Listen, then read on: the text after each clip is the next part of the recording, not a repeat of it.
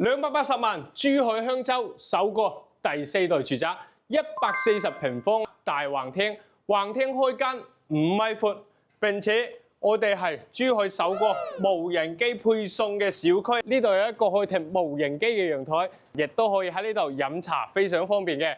嗱，呢度咧就係文園書包啦，可以目送教學。小區有4000平方嘅業主會所。健身房、游泳池、會客室、宴會廳等等應有盡有，140平方竟然有獨門獨戶，有8個平方米嘅入戶花園，全屋標配智能家居，廚房4件套，西門子嘅。客廳嘅右手邊就係兒童房、公主房，客廳嘅左手邊就係客房，仲有主人房套間啦。5分鐘就可以到達珠海嘅主城區啦，去到山姆啊、華發商都、環宇城非常之方便。25分鐘就可以到達港珠澳大橋啦，首期30到50萬拎包入住。